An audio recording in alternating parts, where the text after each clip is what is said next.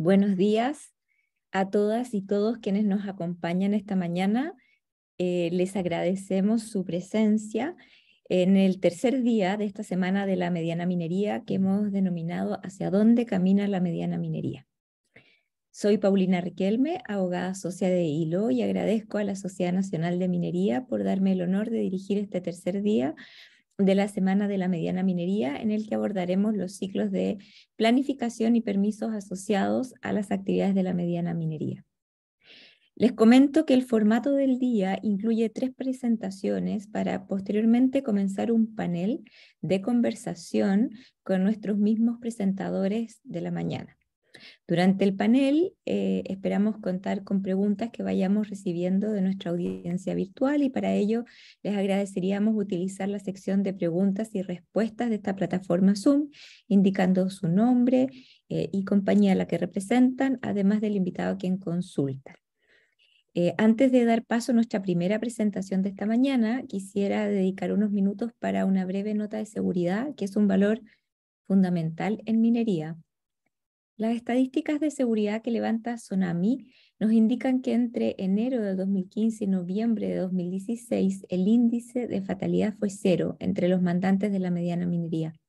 Este es un importante logro de este segmento y va en línea de la meta de la minería mundial, que es 0 fatalidad. Con esta breve nota de seguridad damos inicio a las presentaciones. Nuestra primera presentación de esta mañana está a cargo de Cristian Argandoña. Cristian es ingeniero comercial de la Universidad Diego Portales. Por casi 30 años se ha desempeñado en distintos cargos en empresas del estamento de la mediana minería.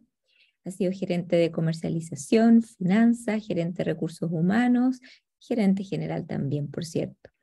Desde noviembre del 2018 es director del Centro Integrado de Pilotaje de Tecnologías Mineras, CIP-TEMIN, y desde septiembre del año 2019 es director de Sonami.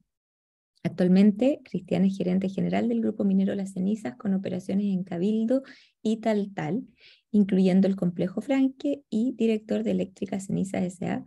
desde marzo de 2021. Buenos días, Cristian. Buenos días, Paulina. Muchas gracias por la presentación. Perfecto, adelante. Partimos, bueno, a todos los participantes de este seminario o charla. Voy a compartir una presentación, digamos, para poder guiar la charla. Se ve bien, ¿no? Se ve bien, Cristian. Muy bien. Bueno, agradecerle a Sonami la invitación y exponer un poco los dolores de los medianos mineros en relación a los permisos asociados a la planificación y todo lo que eso de alguna manera afecta a nuestras operaciones. Rápidamente una mirada del Grupo Minero La Ceniza. Llevamos 44 años haciendo actividad minera, con 2 distritos, uno en Taltal, con una planta concentradora y 2 plantas de lixiviación, con la reciente incorporación de la faena Franque, y la faena de Cabildo, donde nació la compañía, con una planta concentradora.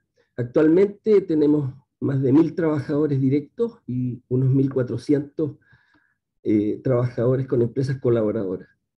Durante muchos años, Cenizas, tanto en Cabildo como en Taltal, ha trabajado bastante de la mano con ENAMI a través de la Administración de los Poderes de Compra, en los cuales entregan más de 30 pequeños productores sus producciones mensualmente.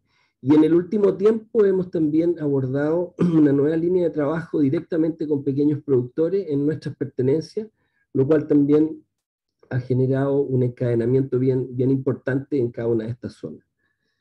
Somos una empresa sustentable, intentamos mantenernos a la vanguardia en varios temas tecnológicos, como por ejemplo el uso de relaves pesados y en pasta en nuestras operaciones, la reforestación de los tranques de relaves antiguos, los convencionales, y el uso del agua de mar en estado natural, cuestión que hacemos desde el año 95 en el distrito Taltal.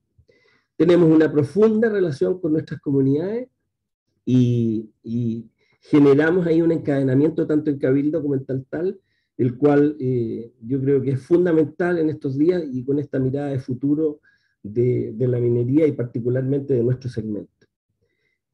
A nivel general, este es un tema que yo he tratado de colocar en varios foros. La mediana minería es un sector bien importante.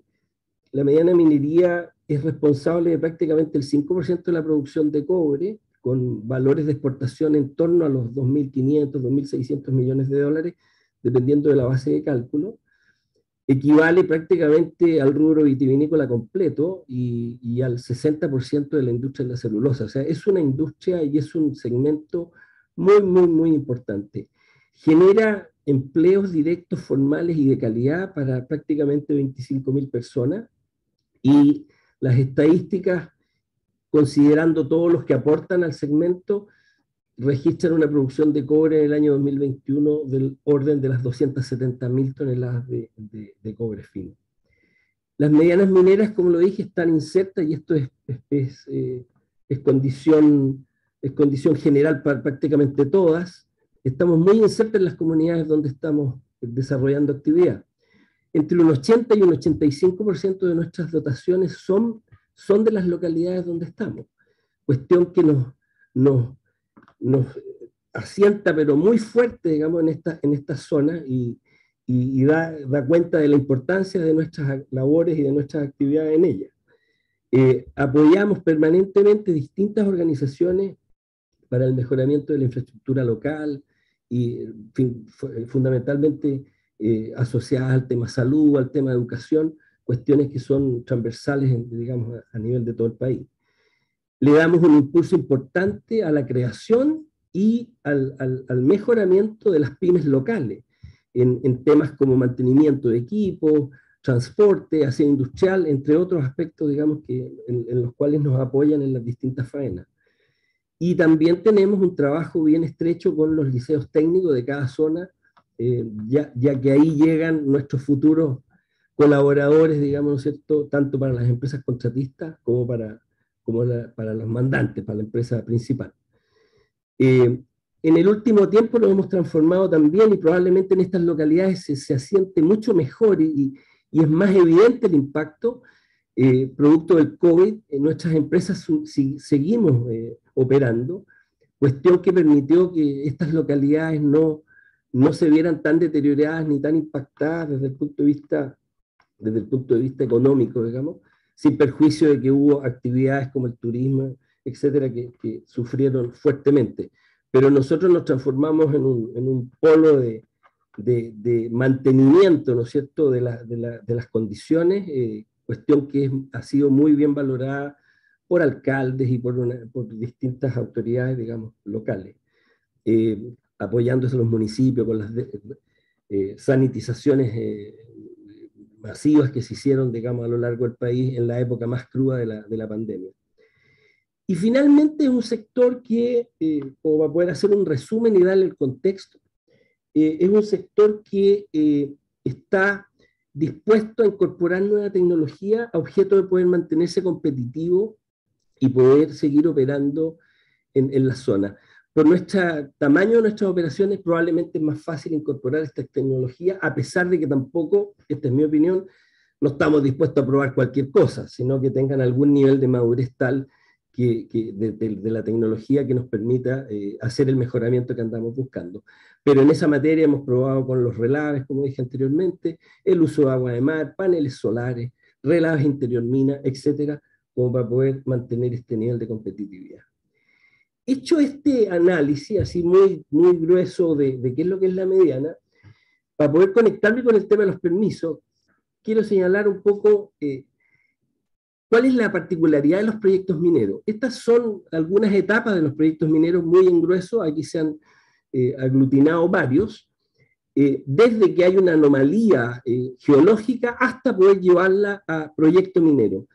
Aquí se ha contabilizado una serie de proyectos, en general grandes, que toman entre 10 y 15 años pasar por todas estas fases para quedar habilitado para construir una planta o disponer de esos minerales en una planta que ya esté hecha, ¿ya? A esto habría que agregarle eso. Entonces estamos hablando entre 10 y 15 años, 10 los menos, 15 los más, con inversiones en estas etapas que fluctúan entre los 15 y los 27 millones de dólares para ir mejorando el nivel de conocimiento de los yacimientos, objeto de poder apalancar y hacer bancable un proyecto que sea sujeto de financiamiento por parte de la banca, por parte de privados, etcétera, y poder seguir desarrollando actividad. O sea, esto ya da cuenta de unos 5 o 6 años de absoluto riesgo. Las primeras capas, la exploración generativa, la exploración de seguimiento, la exploración avanzada, hasta antes de llegar a los estudios de prefactibilidad y factibilidad. Estamos hablando de 5 años donde corremos con un riesgo total. Esa condición en la mediana minería, perdón, es una condición permanente. Nosotros estamos permanentemente saltando de un estado a otro, de una anomalía a un prospecto, de un prospecto a un blanco, de un blanco a un prospecto de exploración y a un proyecto. Nosotros no tenemos el conocimiento ex ante de nuestro yacimiento y por lo tanto lo vamos construyendo a lo largo de la vida del mismo. Y en ese contexto, por ejemplo, un ejemplo como Cabildo, que tiene 44 años de historia, donde se han extraído más de 30 millones de toneladas en toda esa historia, nosotros no teníamos esa información al inicio. Hoy día, ya hecha la película y todo, puedo decir, sí, hemos extraído eso, pero hemos ido construyendo año a año, década a década, el crecimiento de la compañía. Y esa realidad, la actual normativa no la considera. Hay una falta de claridad respecto de los límites de la mediana minería. No hay una definición de consenso, ¿no es cierto?, de qué es lo que es la mediana y quiénes la componen.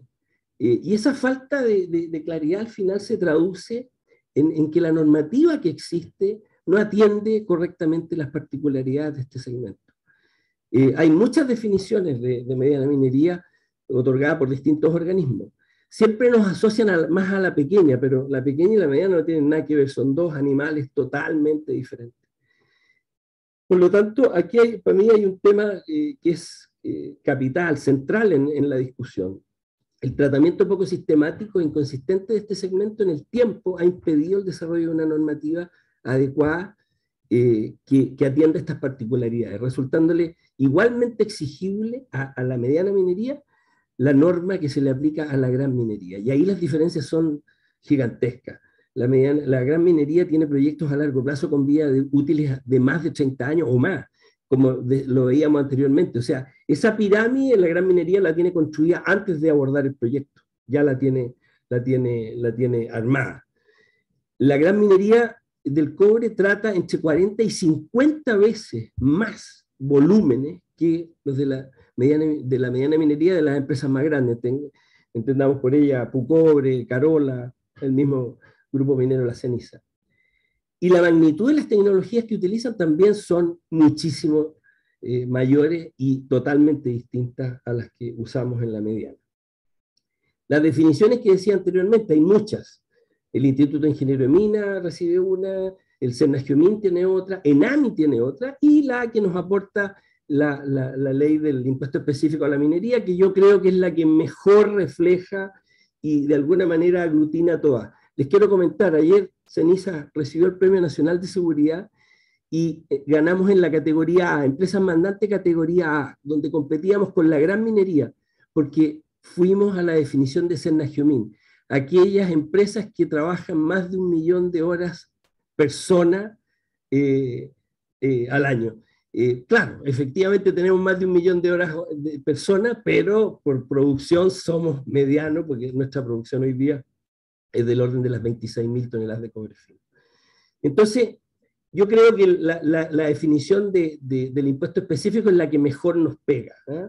Y ahí es necesario entonces profundizar ese tema, objeto de que la autoridad recoja esta particularidad y defina normas que nos permitan que nuestros proyectos no se vean afectados en su desarrollo intrínseco, en su desarrollo dinámico, ¿ya? Ahí es donde tenemos un gran dolor y hay muchas empresas que están siendo afectadas, particularmente obviamente la nuestra, y ustedes han conocido en el último tiempo de varios estudios que han sido rechazados por parte de la autoridad, teniendo calificación favorable para poder hacerlo, pero que han sufrido de alguna manera esa merma, esa dificultad de seguir adelante. Algunas características adicionales de la mediana: en general se le entregan las producciones al ENAMI, a pesar de que también hay empresas que comercializan directamente sus productos. En general son empresas de capitales nacionales, mayoritariamente. Tienen un menor conocimiento geológico, sin duda, respecto de las grandes, que genera dificultades y restricciones al momento de acceder a financiamiento bancario.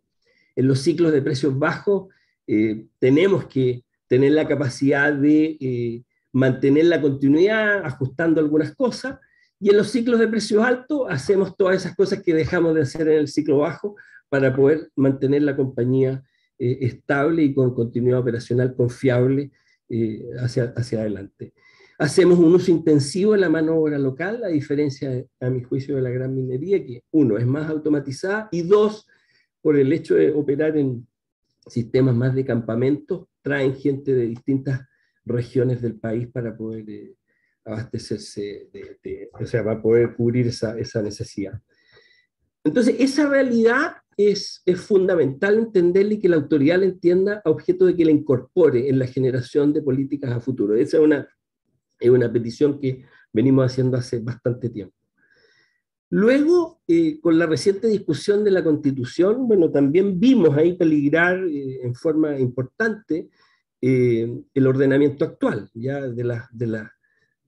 con la discusión del Estatuto Constitucional de los Minerales, donde quedó, si bien es cierto, menos complicado de lo que se estaba conversando, pero vemos que hoy día quedó sin rango constitucional el tema de la minería, y por lo tanto en el futuro vamos a quedar al arbitrio de las mayorías puntuales que puedan existir en el futuro. Y ahí particularmente es un tema muy complejo para las compañías, porque se requiere de certeza jurídica total antes de definir si se aborda o no un proyecto. Como lo planteé al principio, 5 años es riesgo absoluto.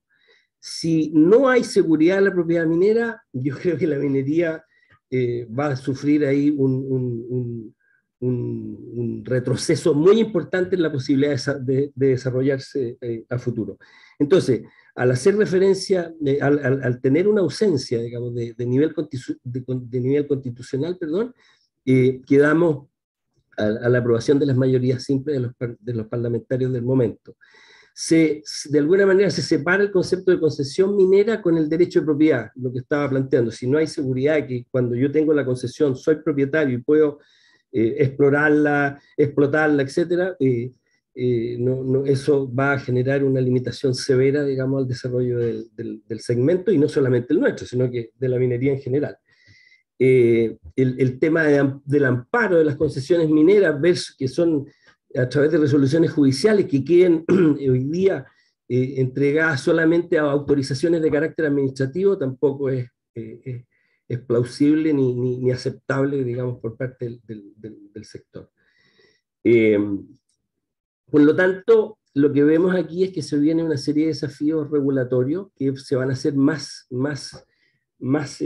profundos, digamos, hacia adelante, dado que las compañías requieren de ir, y en nuestro segmento requieren de ir actualizando sus operaciones y sus permisos en forma relativamente breve. O sea, nuestros permisos generalmente son cortos, son permisos de 5 años, 6 años, que requieren ser constantemente siendo actualizados. Cada vez que entramos a actualizar un permiso, se generan nuevas condiciones, nuevos criterios por parte de la autoridad, y ahí yo veo un alto componente de riesgo en términos de que muchas operaciones de la mediana minería pueden quedar fuera de carrera por default, o sea, donde empiezan a incorporar criterios que, por ser ya faenas existentes, criterios nuevos como el de hidrogeología o paleontología o cualquiera de los N temas que se nos solicita hoy día incorporar en las líneas base, un proyecto antiguo puede quedar fuera de carrera solamente por esa condición. Entonces ahí vemos un nivel de vulnerabilidad muy relevante, muy importante, que la autoridad tiene que capturar, objeto de incorporarlo y generar una política pública que atienda esa condición. Mucha gente ha preguntado y me ha consultado, bueno, pero ustedes en el fondo quieren que no los regulen, que no los auditen, que no los fiscalicen. Para nada. Nadie está pidiendo eso. Lo que pasa es que creo que nos aplican una regla que no se condice con el tamaño de nuestras operaciones ni de los impactos que efectivamente se generan.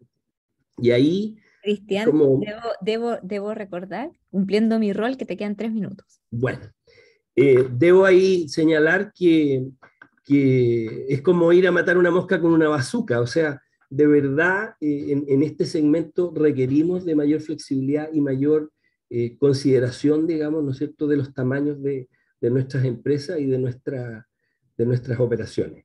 Eh, bueno, yo diría que esto más o menos resume, porque hay mucho detalle, yo puedo compartir esta presentación, digamos, pero me iría al tema más de fondo. No es posible que al segmento de la mediana se le mida con la vara de la gran minería. Somos absolutamente distintos, tenemos estructuras de costo diferentes, tenemos impactos diferentes, el tamaño de nuestro yacimiento es diferente, etcétera. O sea, ahí hay una realidad que debe ser recogida y ahí probablemente la mediana minería, a través de Sonami, no hemos sido capaces de visibilizarnos en esta situación, e independiente del resultado que tengamos en el próximo plebiscito, creo que vamos a tener que sentarnos, gane quien gane o pierda quien pierda, vamos a tener que sentarnos a conversar con las autoridades para poner este tema en lo que es la definición de política pública hacia adelante. Por lo tanto, ahí decir, no existe una distinción clara entre los segmentos, necesitamos caracterizarnos, particularmente el nuestro, de la mediana, trae como consecuencia la elaboración de política pública inadecuada, a mi juicio, para nuestro sector. Requerimos definir en forma consensuada respecto de lo que es y quiénes son las empresas de la mediana minería para poder desarrollar esta política pública, que otorgue mayor flexibilidad.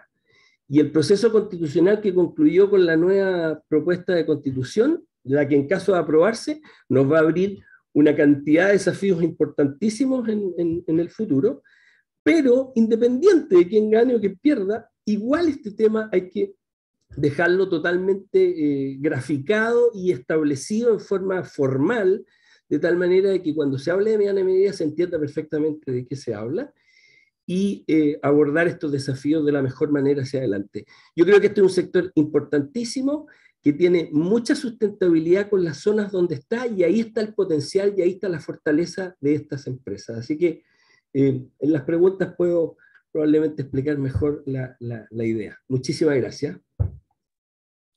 Muchas gracias, Cristian, por la interesante presentación y el punto de vista. Vamos a pasar, efectivamente, vamos a tener una sección, el panel, con preguntas y respuestas.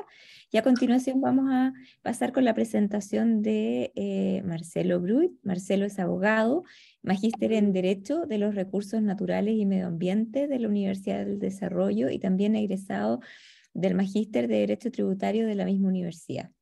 Cuenta con 28 años de experiencia trabajando en temáticas del derecho laboral, derecho corporativo, derecho ambiental, derecho minero y aguas. Desde el año 2013 está a cargo de la gerencia legal del Grupo Los Ángeles, formando parte del comité ejecutivo del holding de empresas que involucran el área de la minería, agricultura inmobiliaria y ejerce también la presidencia ejecutiva de Compañía Minera Cerro Negro S.A. Además, es consejero de la Sociedad Nacional de Minería, representando a la misma compañía. Adelante, Marcelo, la pantalla es tuya.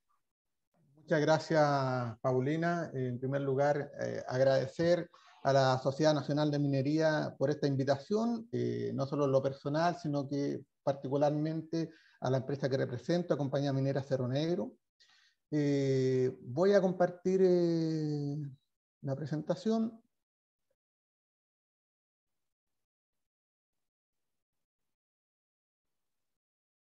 En línea con la presentación que ha hecho Cristiana Argandoña de Ceniza,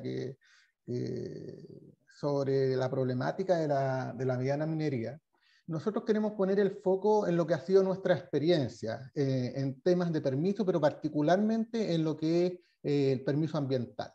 Eso a propósito del proyecto de ley que ingresó hace no mucho tiempo, respecto de establecer la obligatoriedad de ingresar al sistema de evaluación ambiental respecto a aquellos proyectos existentes con anterioridad a la entrada en vigencia de la ley 19.300. A nuestro juicio, esa modificación, ¿ya? Si no va aparejada en una política pública, si no va aparejada en un entendimiento de lo que es la mediana minería, evidentemente va a causar no solo grandes desafíos, sino que muchas complejidades.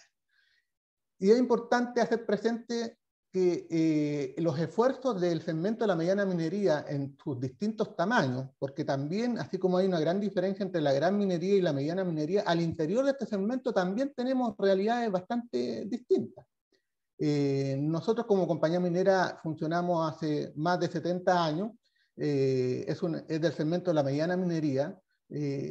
Su propiedad radica en antiguos ejecutivos, no hay un grupo económico detrás de esta organización. El año 96 pertenecía al grupo Luzzi y a partir del año 96 fue traspasada a un grupo de ejecutivos y trabajadores de la época, parte de los cuales continúan en el control hoy en día.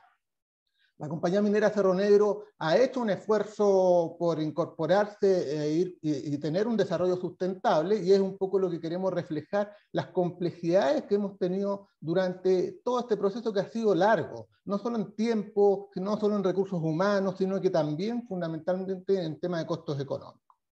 Y desde ese punto de vista, la presentación se va a abocar un poco a explicar el contexto del proyecto, qué ha significado para la compañía la evaluación ambiental global de la faena, cómo ha sido la tramitación, vamos a hablar brevemente de los permisos ambientales y sectoriales, y también vamos a mencionar, porque tiene mucha relación con esta evaluación ambiental del programa de cumplimiento al cual nosotros actualmente nos encontramos en ejecución, los costos incurridos y las principales conclusiones, que es lo que queremos aportar a la discusión. Porque tal como dice el seminario, ¿hacia dónde camina la mediana minería?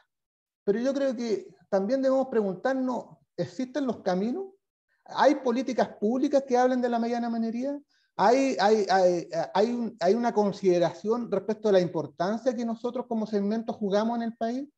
Evidentemente eso no está, eso es lo que se echa de menos. Concuerdo con lo que planteaba Cristian en el sentido de que jamás nosotros pensamos o establecemos como objetivo no cumplir o cumplir en menor medida la medida. Hemos hecho todos los esfuerzos y así lo vamos a seguir haciendo, pero requiere un tratamiento y una política especial.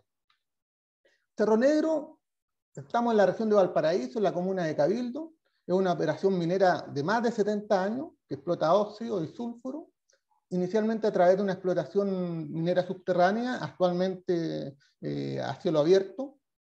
El proyecto ha sido evaluado a lo largo de su historia, en los últimos 15 años, mediante diversas declaraciones ambientales, que se reflejan en 7 resoluciones de calificación que han sido calificadas favorablemente, de las diversas instalaciones que tenemos.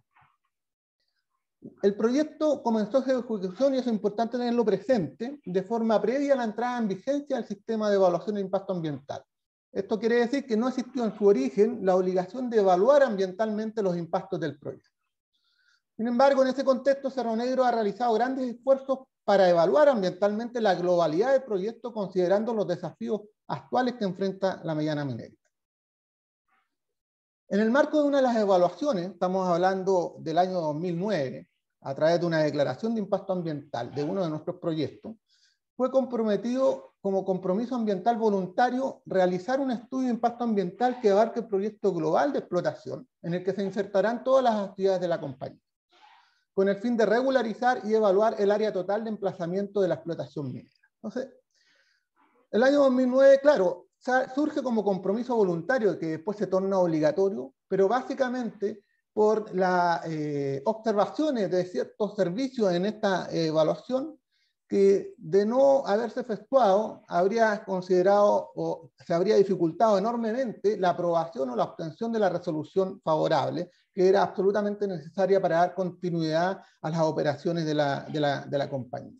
Y en ese contexto, y asumiendo además que debíamos iniciar un camino para poder evaluar la globalidad de las faenas, se comprometió el ingreso a un estudio de impacto ambiental.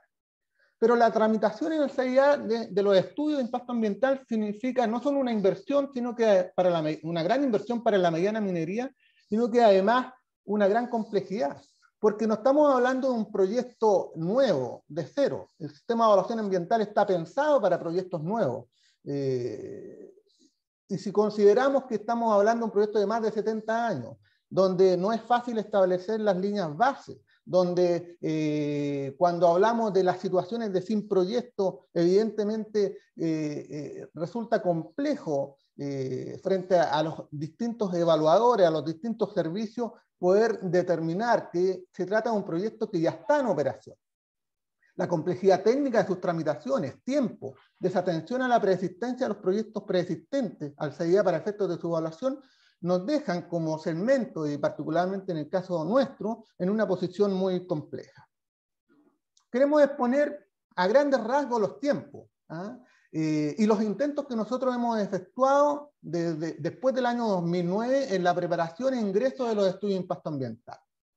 Nosotros ingresamos, desde el 2012, hemos ingresado 3 estudios de impacto ambiental.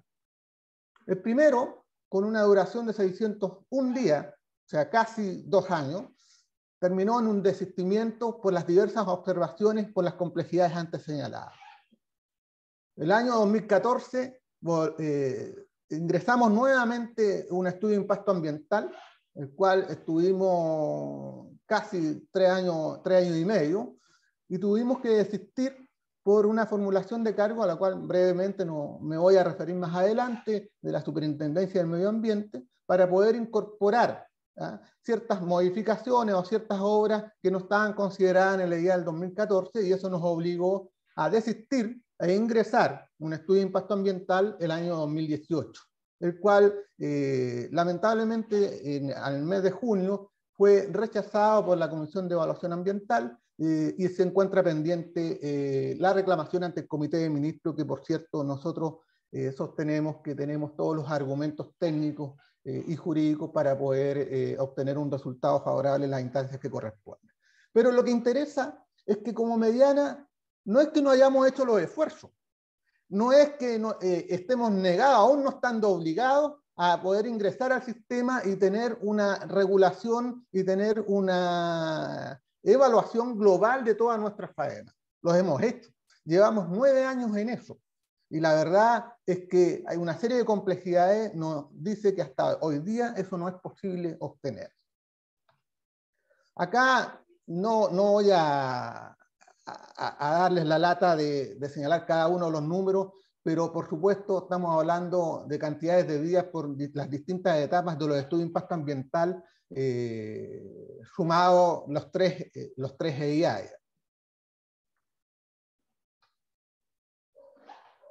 La problemática, sumada a la problemática de la evaluación ambiental, tenemos que además viene todo en paralelo a lo que son los permisos sectoriales, que por supuesto uno los comienza a desarrollar en forma previa a la obtención de la RCA para poder ganar tiempo en paralelo, poder optimizar recursos. Estamos hablando de los permisos sectoriales de Senaciminen, en nuestro caso, de GEA, CONAP, SAP, Seremía de Salud. Sin embargo, a pesar de que incluso algunos de ellos tienen, técnicamente no hay observaciones, pero no pueden ser aprobados porque todavía no obtenemos la RCA, la que se encuentra pendiente en ese sentido, y eso también va alargando todos los procesos. ¿Qué ocurre el año 2017? Y ahí tengo que hacer el enlace de la Superintendencia de Medio Ambiente con la evaluación ambiental. El año 2017 la Superintendencia de Medio Ambiente nos formula cargo, ¿ya? Básicamente 11, por infracciones de diversa gravedad asociadas a distintas componentes ambientales. Sin embargo, lo que se observa en general en toda esa formulación de cargo la persistencia correspondiente a la no regularización de la faena a través del tiempo. Y por esa razón se asumieron una serie de compromisos, presentamos un programa de cumplimiento, el cual fue aprobado, el cual actualmente está en ejecución y lo venimos cumpliendo desde el año 2017 a la fecha. Otra muestra más de que la mediana minería sí hace los esfuerzos, sí va cumpliendo con cada una de las exigencias. Y ahí incorporamos una serie de regularizaciones que no viene al caso entrar en detalle en esta presentación, pero que están expuestos en la presentación que después se va a compartir. Este programa de cumplimiento implicó un costo aproximado para nuestra compañía de $2.700.000, de los cuales casi $2 millones es exclusivamente el estudio de impacto ambiental. Esos números probablemente, sin duda, para la gran minería y en algunos segmentos de la mediana minería no son tan altos, pero para nosotros es absolutamente importante. Acá hay un esfuerzo, hay un costo económico, ¿ya? Y las complejidades que nosotros vemos asociados a que no hay una mirada especializada, no hay una normativa que se haga cargo de lo que es la mediana minería, no hay una visión de Estado, una política pública que se haga cargo de incorporarnos y de señalar qué es lo que nosotros queremos respecto a la mediana minería. No hay una conciencia del rol que juega. Nosotros, tal como lo señaló el panelista Cristian en la presentación anterior, nosotros trabajamos esencialmente con mano de obra local. Trabajamos con las comunidades. Tenemos una relación mucho más directa en ese aspecto. ¿Cuáles son las principales conclusiones de nuestra experiencia de lo que ha sido toda esta tramitación? Primero, no hay una regulación diferenciada en el CIA que considere las características del segmento de la mediana minería. Se aplican los mismos niveles de exigencia. La actual regulación del Servicio de Evaluación Ambiental no entrega herramientas que permita realizar una evaluación adecuada de proyectos que ya llevan años de ejecución. No está pensado. Y sobre todo aquellos que por primera vez pretenden obtener una RCA que abarque la totalidad de las instalaciones de un proyecto. Un tercer punto que no es menor, que nuestra experiencia nos dice, el SEA no cuenta con evaluadores propios que permitan llevar adelante una evaluación sistémica y global del proyecto, en conjunto con el titular y que oriente su actuar hacia el cumplimiento de la normativa ambiental. ¿Qué nos ocurre? ¿Qué es lo que nosotros observamos?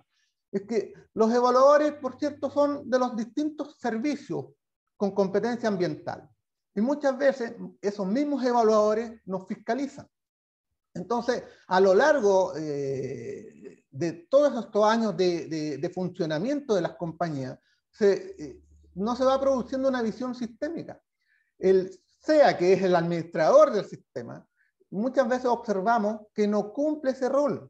A veces lo administran, muchas veces se dejan llevar por las posiciones particulares de los servicios, pero no hay un criterio, no hay una visión global que esté abordando esa temática. Desde ese punto de vista, y eso ya es una consideración personal, creemos que el Servicio de Evaluación Ambiental debiera tener su propia planta de evaluadores, no debiera eso recaer en los distintos servicios. Es complejo, implica costos, etcétera, pero que habría que evaluarlo y compararlo respecto de qué es lo que está ocurriendo con los proyectos.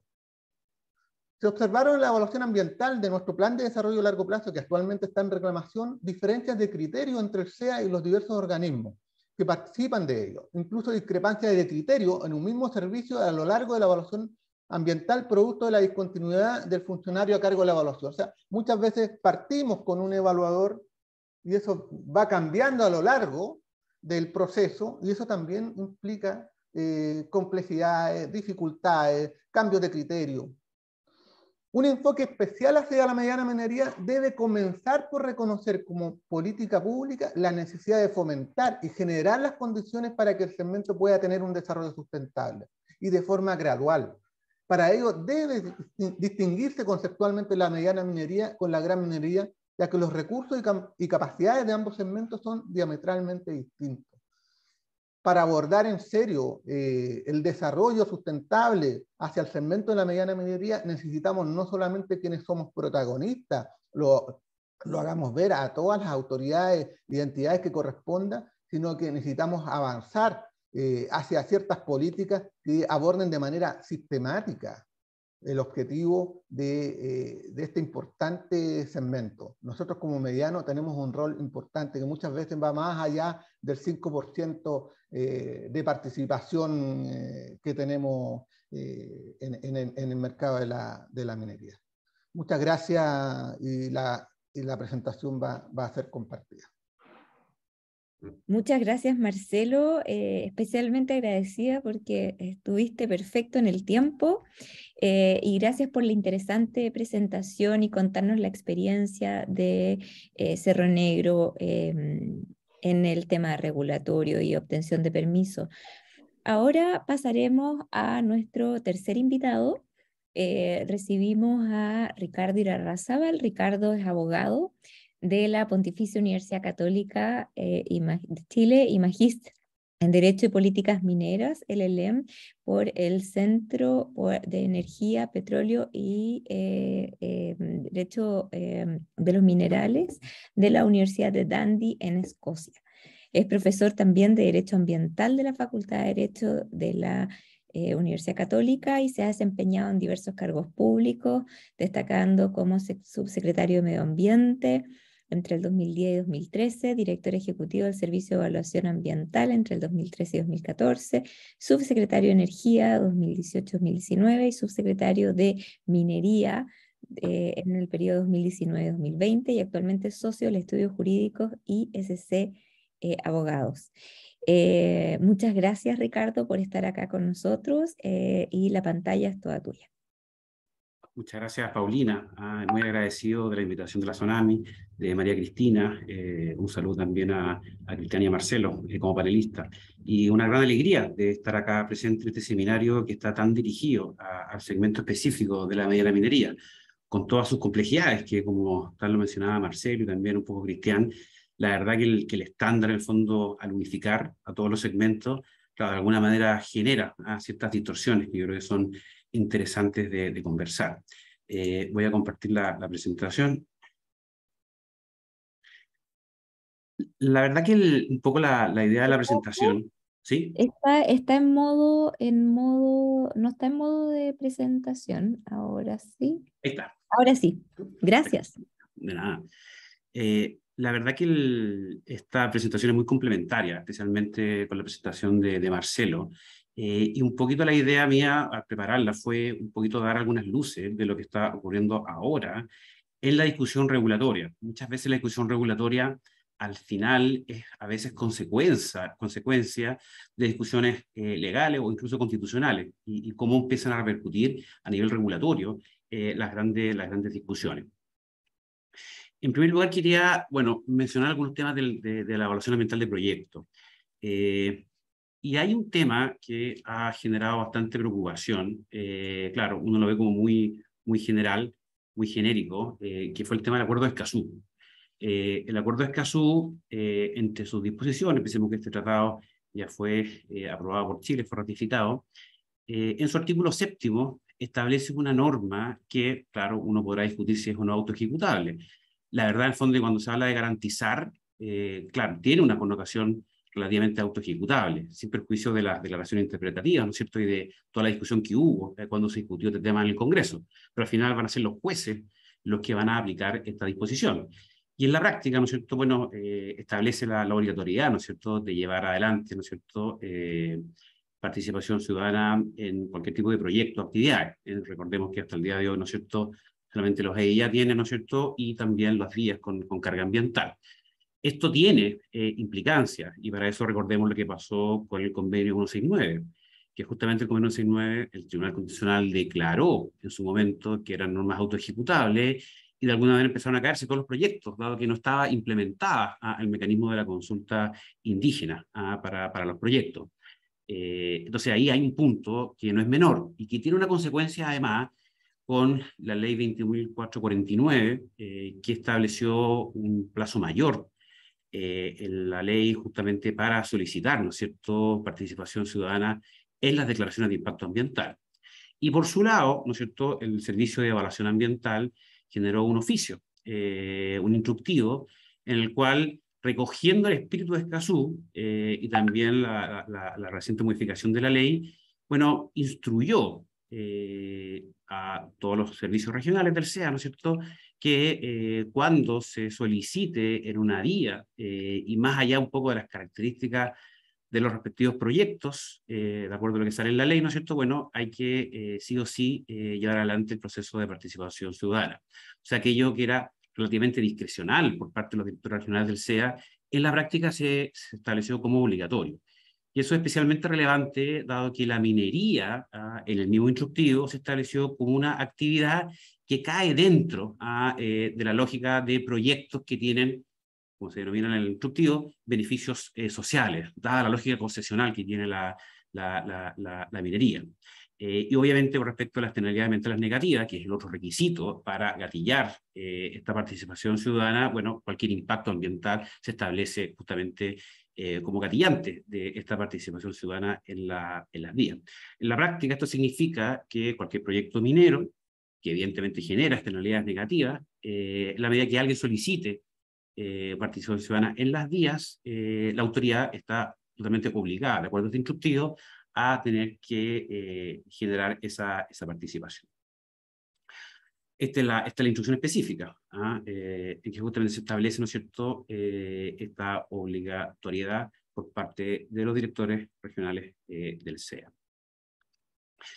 Ahora, Marcelo habló bastante de como ciertas complejidades de la evaluación ambiental, y evidentemente hay complejidades más bien logísticas, como quiénes son los evaluadores, ¿no es cierto?, temas de criterios, quiénes votan, etcétera. Pero también hay varios ejes políticos que tienen que ver con el SEA, y como el SEA al final, el CIA, tiene un ámbito discrecional muy grande, la verdad que cuando hay criterios políticos, eso evidentemente afecta en forma muy relevante lo que es la evaluación ambiental del proyecto. El CIA al final, ese ámbito discrecional es tan grande que de alguna manera la posibilidad de generar ejes más políticos para esa decisión discrecional obviamente es mayor. Y ahí, claro, el SEA y la nueva dirección ejecutiva del SEA, bueno, ha establecido énfasis muy importante, uno en participación, una demostración es justamente el instructivo que mencionábamos al principio, y tema de cambio climático. Y además, en una lógica de un gobierno que se ha declarado ecologista. Y eso de alguna manera tiene o ha empezado a tener consecuencias en la evaluación ambiental de proyectos, especialmente de la minería. Y aquí algunos ejemplos de esas situaciones, y que obviamente para aquellas personas, empresas de la mediana minería que están planificando ingresar al sistema, son cuestiones que hay que tener muy presentes justamente para tener una buena evaluación. Hay toda una discusión en el CIA larga respecto al concepto de riesgo, ¿ya? Y eso cómo se traduce en los temas de área de influencia. Y se ha empezado a generar cierto criterio por parte del SEA de que en tema de riesgo para la salud, y sin perjuicio de lo que establezca la norma de calidad ambiental específica, por ejemplo en materia de particulado, de alguna manera el menor riesgo que se podría generar ya significaría, ¿no es cierto?, entrar bajo las lógicas de significancia, cuestión que de alguna manera contradice lo que dice el mismo reglamento del sistema de evaluación de impacto ambiental. Y eso también tiene una consecuencia en lo que es la definición del área de influencia, y especialmente la definición del área de influencia para efectos de las declaraciones de impacto ambiental, en que yo lo que tengo que hacer es utilizar esa área de influencia para justamente decir cómo yo descarto el impacto significativo. Bueno, ¿cuál es el límite? Generalmente se establecía que tenía que ver con el 10% de cuánto yo me comía de la norma de calidad, y ahí justamente ese era el límite de mi área de influencia. Actualmente los criterios del SEA apuntan más bien al 1% de cuánto yo me coma de la norma de calidad, y eso evidentemente genera un problema no menor en cuanto justamente a las definiciones de área de influencia, y cómo el tema del área de influencia pasa a ser un tema súper importante a la hora de la calificación ambiental de proyectos. cuando el CEA, ¿no es cierto?, cuando el ICE, cuando las RCA al final dicen, bueno, acá faltó información, se rechaza el proyecto. Bueno, ¿por qué? Porque justamente había problemas en lo que es el área de influencia. Otro tema que está siendo también, y entendemos que es parte como de ciertos ejes que se han generado a nivel de la evaluación ambiental, es el tema de los recursos hídricos y lo que es la utilización de aguas continentales versus agua de mar. Obviamente, bueno, todos sabemos la tendencia actual y cómo eso, bueno, en gran parte ha sido asumido por la gran minería. Pero hay toda una crítica muy fuerte, especialmente a los proyectos antiguos, previo al sistema de evaluación de impacto ambiental, con utilización de aguas, en el fondo, que nunca han sido evaluadas en el sistema de evaluación de impacto ambiental. Y cómo eso puede repercutir cuando uno modifica un proyecto y que de alguna manera la DGA te empieza a exigir que esas aguas tengan que ser evaluadas, ¿cierto? O cuando uno pone en la evaluación ambiental, sabe que esta va a ser agua de terceros autorizados. Bueno, ¿qué significa esa autorización? Esa autorización significa que esas aguas provienen de una evaluación ambiental o solamente de un derecho de aprovechamiento de agua. Ese es un tema que ha sido bien relevante y que actualmente está presente en varias evaluaciones ambientales de proyectos mineros en curso. Además, lo mencionó Marcelo, parece, el tema de cierto nivel de politización en la calificación ambiental de proyectos, en que se han dado dos situaciones. Proyectos que de alguna manera el mismo SEA le genera un rechazo, y eso se refleja en el informe consolidado de evaluación, ese fue el caso de Ferixcol, y también situaciones en que, habiendo un ICE favorable, o sea, un apoyo del SEA a nivel de la comisión de evaluación, ese proyecto es rechazado. Uno revisa la argumentación de los CEREMI, ¿no es cierto? Y la verdad, en el fondo, es que es una argumentación muy pobre, muy arbitraria. En el caso, por ejemplo, del Soldado, pasa una cosa increíble, ¿no es cierto? Ustedes saben que en la evaluación ambiental, el ICE, que fue favorable en el caso del Soldado, tenía que ser visado por los distintos CEREMI, incluyendo el CEREMI de Medio Ambiente, que lo visa. Bueno, ese mismo CEREMI, la misma persona, una semana después de haber visado de forma favorable el ICE, vota en contra del proyecto en evaluación ambiental. Es una situación que es completamente arbitraria. Hasta este momento, en el fondo, desde el comienzo del gobierno, hay 6 proyectos con ICE favorables, no solamente mineros, sino que de todo tipo de tipología, que han sido rechazados por la Comisión de Evaluación.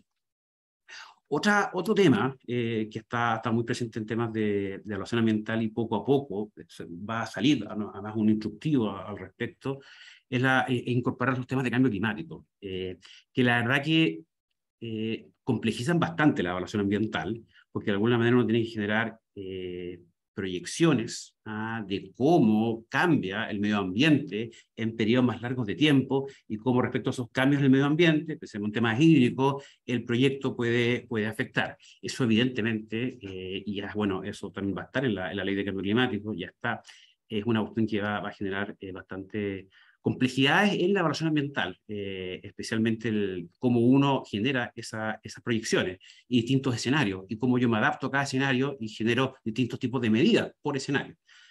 Luego, bueno, criterios de SAC, de CONAF en temas de medidas, también del Consejo de Monumentos Nacionales, siguen siendo, yo creo, como la dejé un poco, los servicios con más complejidades en cuanto a la evaluación ambiental. Otro tema que tiene que ver con el CIA y que tiene bastante complejidad, bueno, son todos los temas de la planificación de la exploración. Y todos los casos, como claro, hay tipología de ingresos, ustedes sabrán, ¿no es cierto?, 40 plataformas versus 20 hacia el sur, si se podrían configurar situaciones de ilusión o fraccionamiento de proyectos, y cómo de alguna manera hay una justificación técnica y también quizás ambiental para justificar, ¿no es cierto?, distintos proyectos bajo el umbral de las 40 plataformas, y cómo la Superintendencia de Medio Ambiente ha estado muy presente en ese análisis, y que es súper complejo además de resolver y de probar.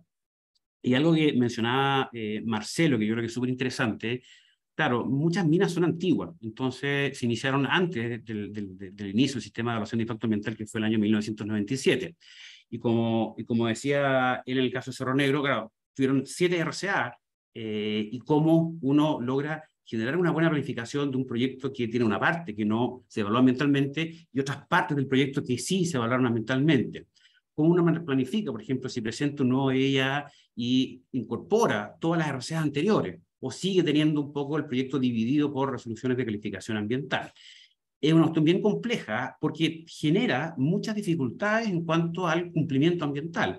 Y cuando la superintendencia va a los proyectos y tiene 7 RCA, ¿no es cierto?, que tiene que mirar, ¿no es cierto?, claro, es muy probable, ¿no es cierto?, que detecte situaciones de incumplimiento o de complejidades entre las distintas RCA, que eventualmente pueden ser incluso contradictorias. Y la Super de Medio Ambiente un poco eso le da lo mismo, porque lo que eso hacen es un checklist, ¿no es cierto?, cumple o no cumple, no se mete propiamente en temas de evaluación ambiental. Y eso lleva a algo que también comentaba Marcelo, en el caso específico de ellos, ¿no es cierto?, bueno, si hay formulación de cargo, situaciones de programas de cumplimiento.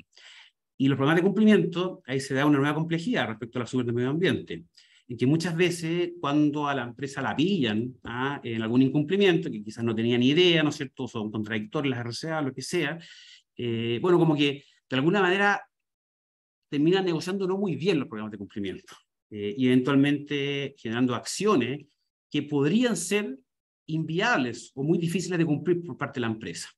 Y ahí la sanción es muy dura. Ya hay multas millonarias en caso de programas de cumplimiento rechazados en cuanto a su ejecución. Ahí la sanción puede subir al doble en cuanto a la multa. Entonces, esa negociación con la Super en el programa de cumplimiento es crítica, porque si las medidas no son viables y la posibilidad de un rechazo al programa de cumplimiento podría acontecer, es una situación que a nivel de la multa que vendría después es extraordinariamente relevante y grave. Y también, y algo que subyace, yo creo, a los temas de evaluación ambiental, es un poco el para qué sirve el sistema de evaluación de impacto ambiental, cuál es el objetivo. Y claro, uno siempre, entendiendo el diseño del instrumento, uno debería pensar si ya apunta, ¿no es cierto?, a mejorar los proyectos, ¿ya?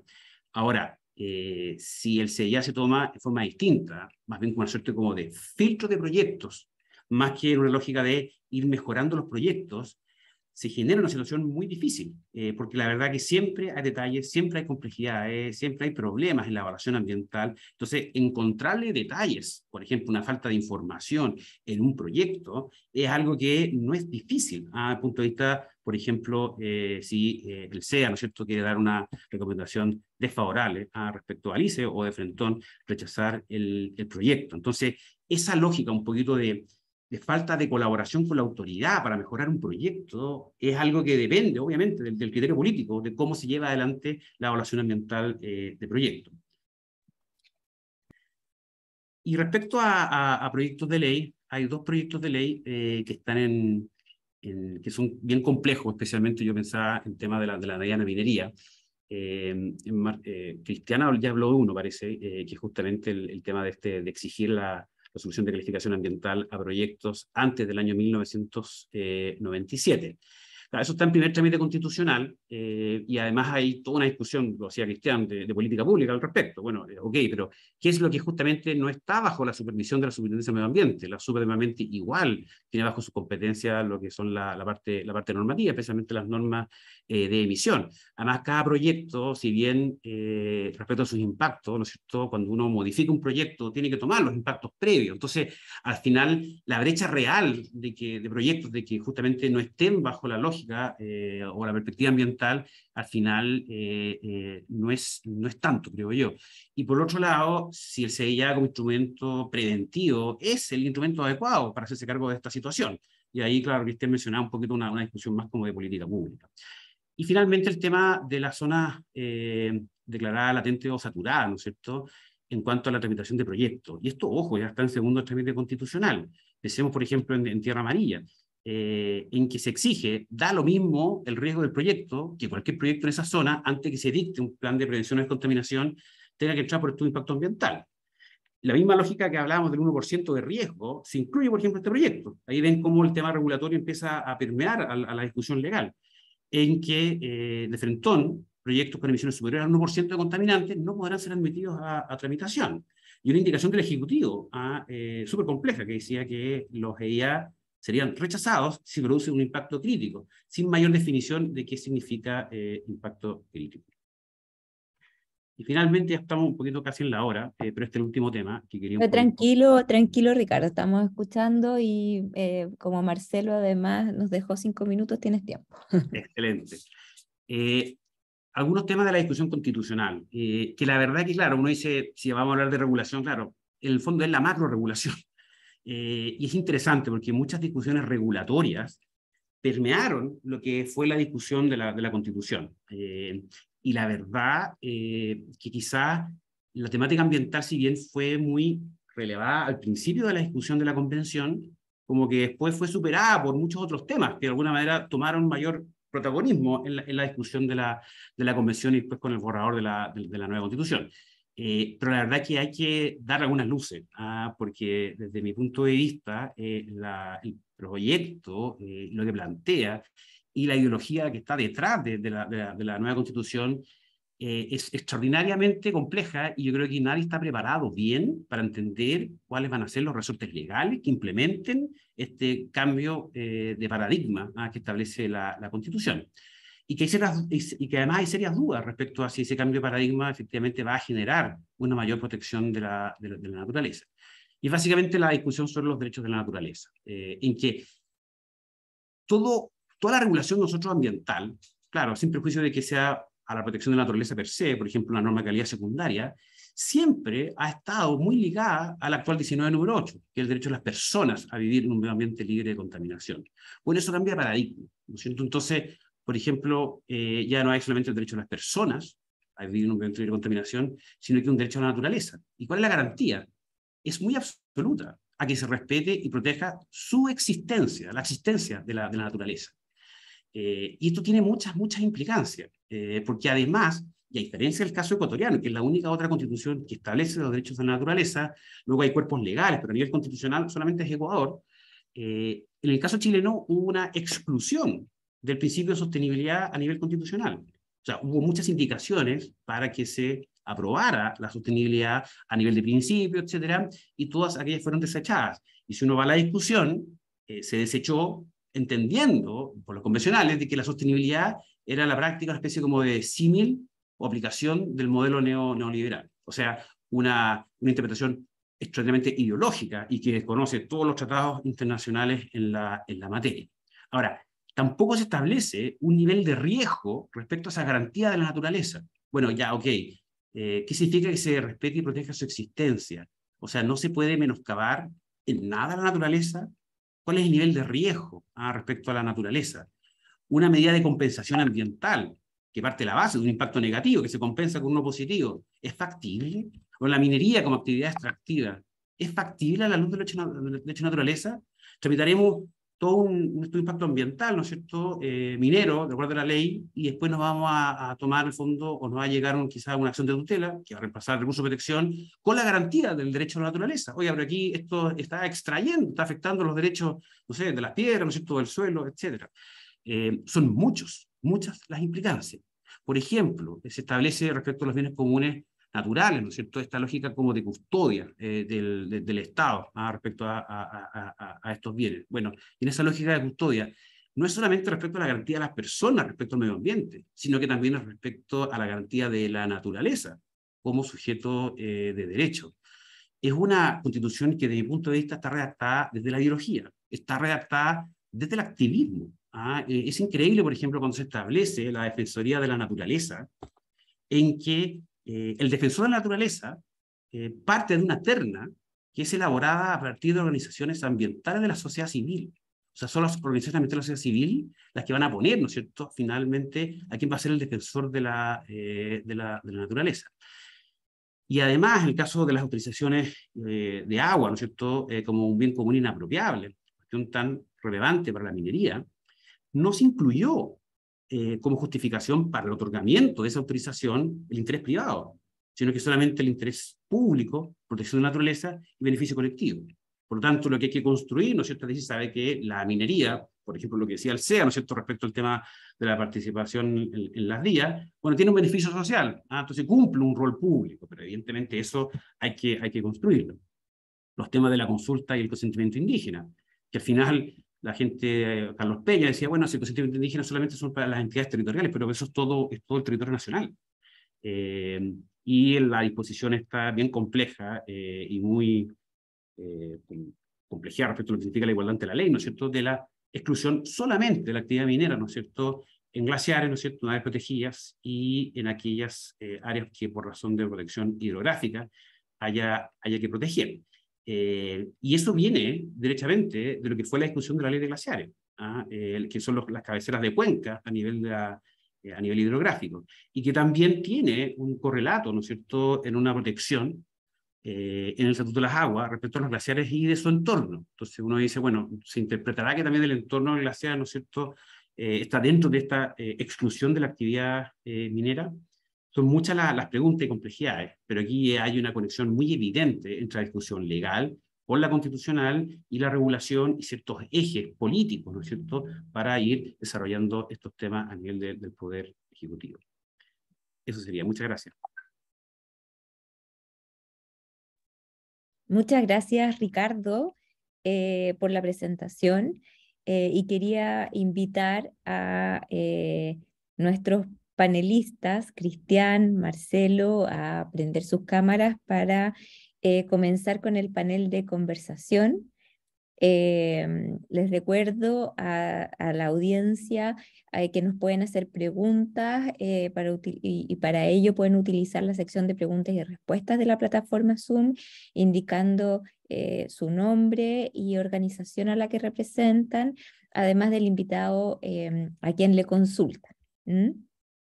De lo que escuchamos de las intervenciones de Cristian, Marcelo y de Ricardo, damos cuenta que hay desafíos regulatorios, necesidad de certeza jurídica, vías útiles cortas en la mediana minería que implican una permanente interacción con las autoridades ambientales y con los organismos sectoriales, y evaluar proyectos que implican altos costos y carga para empresas de la mediana minería, y que se observa una falta de consideración de la mediana minería en las políticas públicas. Eso, de este modo, puedo resumir lo que he escuchado en esta mañana. Tenemos algunas preguntas que las voy a ir, mientras recibimos preguntas también de nuestra audiencia, que las voy a ir comentando. De Danilo Torres para Cristian Argandoña. Dos preguntas. Una, ¿usted ha sido crítica de la regulación que se aplica hoy a la mediana minería? ¿Qué necesita la mediana minería para un mayor impulso? Y paso de inmediato a la segunda. La segunda se refiere a las modificaciones al royalty anunciadas por el Ejecutivo. ¿De qué manera afectarían a la mediana minería? Cristian. Ok. Sí, hemos sido críticos de la regulación a la mediana, y ahí uno tiene que partir de la experiencia que le ha tocado vivir nomás. Por ejemplo, tramitación de plan de cierre faena cabildo. Durante 5 años estuvimos intentando sacar el plan de cierre, presentando los antecedentes, la información. Usted le conta, Paulina, nos ayudó activamente en ese tema. Y siempre había un criterio que no está en las guías, ni en los reglamentos, ni en la ley, pero había un criterio que entrampaba el sistema. Nosotros en las dos faenas, en los dos distritos, Cabildo y Taltal, presentamos el mismo día, 14 de noviembre del 2014. Presentamos a tramitación. Durante 2 años tramitamos el de Taltal, salió aprobado, y el de Cabildo quedó pegado. Y siguió, y siguió, y siguió. Quedó desactualizado el plan minero. O sea, a eso quiero llegar, a ese evento ya catastrófico total. O sea, el plan minero con el que estaba construida la tramitación de ese permiso quedó obsoleto porque se acabó. Entonces llegó un momento que fuimos a la autoridad, última reunión, mire, esto ya sobrepasó todo límite, ahí está. Este es el nuevo plan minero. No, es que esto no está incorporado, esto no podemos, tiene que volver a ingresar. Bueno, se generó una discusión interna que finalmente se resolvió, digamos, a favor nuestro, donde nos consideraron el nuevo plan. O sea, ¿qué es lo que quiero transmitir? El proceso completo de la tramitación ambiental no se hace cargo del tamaño, primera cosa. Si la ley de protección de bases del medio ambiente pretende controlar, regular, evitar que se produzcan impactos ambientales, tiene que tomar necesariamente el tamaño de las empresas. No se puede aplicar la misma vara para todo, eso fuera de discusión. Segundo, los criterios tienen que ser, todo el sistema tiene que ser reductivo. ¿A qué me refiero a esto? Entro con un trámite, pero el sistema tiene que estar diseñado para que se vaya reduciendo. Entré con 100 problemas, al cabo de la primera fase tengo 50, 20, 10, o sea, pero no puede ser que sea como un embudo al revés, digamos. Esto nunca converge. Siempre está divergiendo, siempre está ampliando la base de evaluación, incorporando nuevos criterios, otras cosas para faenas, como digo, que vienen de muy antiguo. La nuestra no tiene 70 años, pero 44 era harto antes que el año 1997. Entonces, eso le quita absolutamente sentido de realidad a lo que estamos hablando. Yo te escuchaba, Ricardo, toda la bajada jurídica, pero nuevamente mi reclamo de estómago, digamos, de las vísceras hacia afuera, le falta sentido de realidad. A Chile se le olvidó de hablar de conceptos de productividad, de desarrollo, se olvidó de eso. Hoy día la agenda está capturada por temas ideológicos, temas políticos, que tienen su receptáculo en esta área, que está complejizando, pero a niveles, yo diría, ya casi inentendible, el cómo poder salir con un proyecto a la luz y poder ponerlo en producción. Ese es el tema. O sea, buscamos, de alguna manera, someternos a la reglamentación, pero que el sistema te tome y te lleve. Nosotros estábamos antes de que esto existiera. ¿Cómo te haces cargo de eso? Hoy día no se está haciendo cargo. Entonces, ese es el punto. ¿Ya? Uno no puede estar 5 años tramitando, ¿para qué decir 9? En el caso de Cerro Negro, yo no tenía idea. 9 años, eso han pasado no sé cuántas personas entre medio, y evaluadores. Entonces, o sea, ya no hay una concepción integral del tema. Eso por un lado. La segunda pregunta respecto del royalty. Bueno, está en discusión todavía. Las primeras noticias indican que al menos el tema de ad valorem bajo las 50.000 toneladas no aplica, pero ya no con mirándose el ombligo, sino que mirando más en amplio el tema.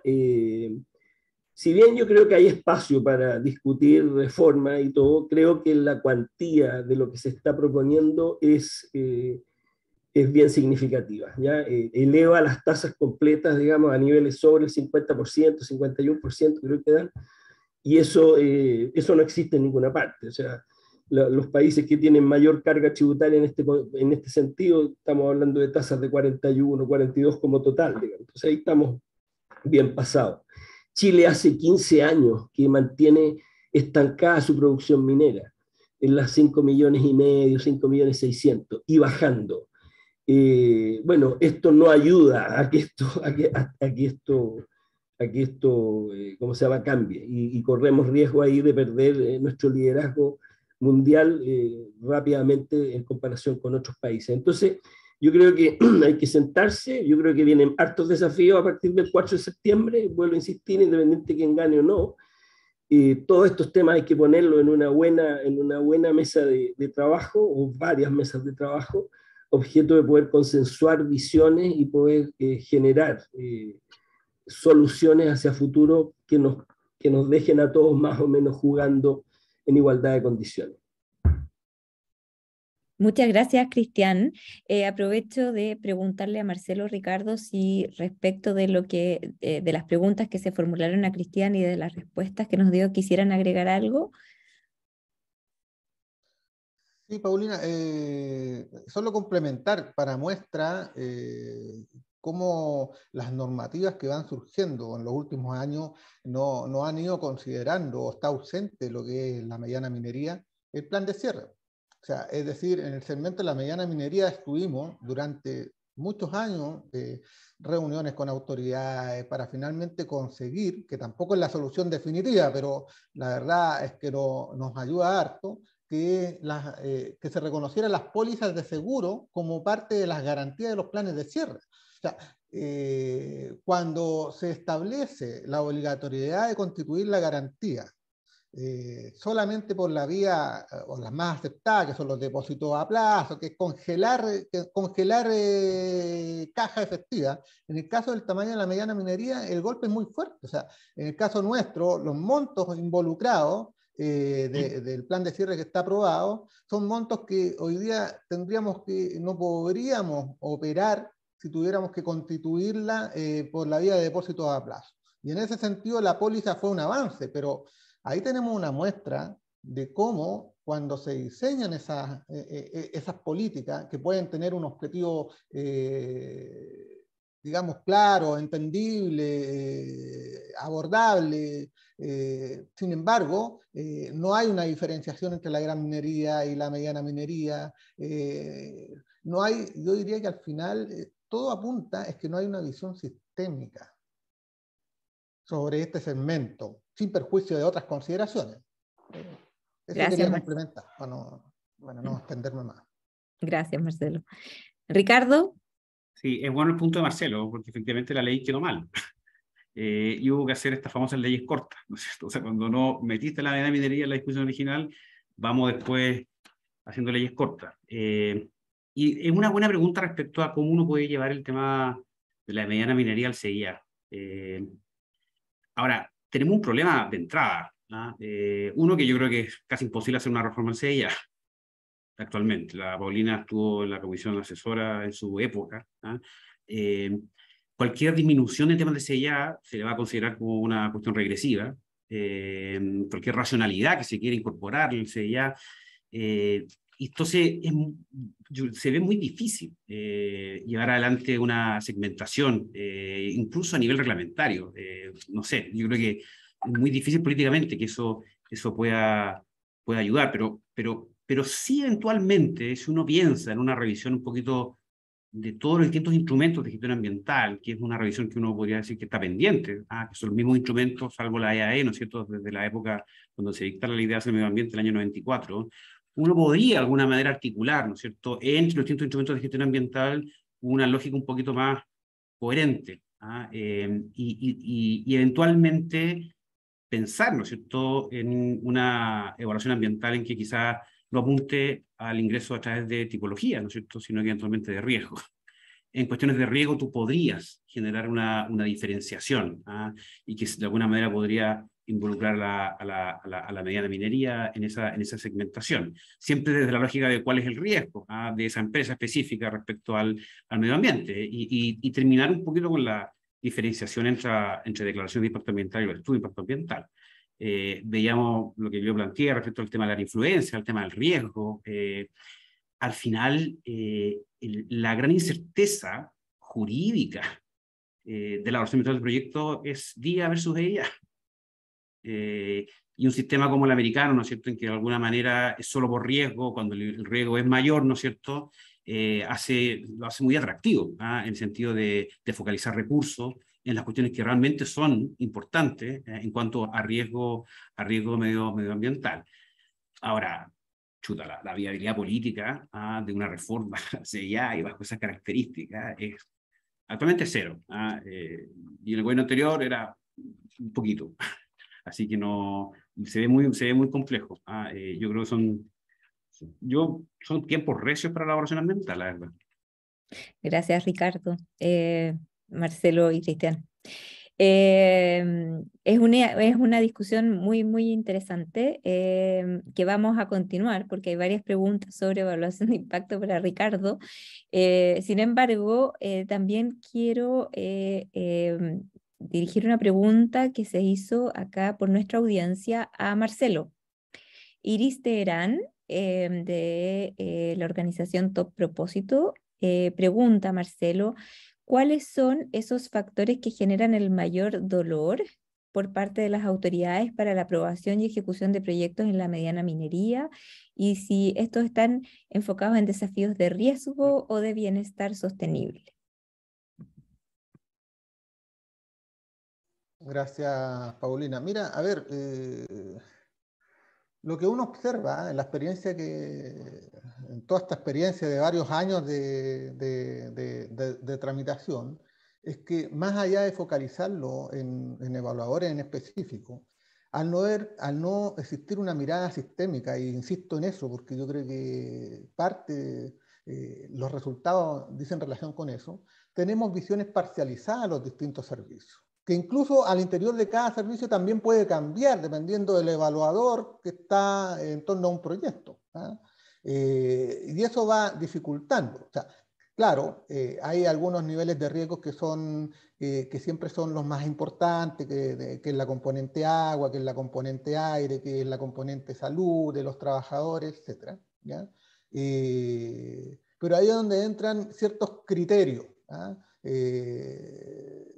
No sé, o sea, de repente los estudios pueden indicar que en algún minuto se nos pidió, por ejemplo, que teníamos que sacar el campamento por la norma de aire de faena, un campamento que acá reciben los profesionales, no más de 20 personas, que funciona hace 40, 50 años, nunca nos había ocurrido eso, felizmente logramos demostrar con estudios, etcétera, que no era necesario, no hay una afectación de la salud de las personas. Entonces, es difícil responder en términos concretos, pero yo diría que la dificultad que uno ve es ciertos cambios de criterio. Si bien es cierto, tenemos guías metodológicas, cada servicio tiene su guía metodológica, pero también hay lo que hay detrás también una especie de negociación en algunos casos, de tratar de esforzar los niveles de exigencia,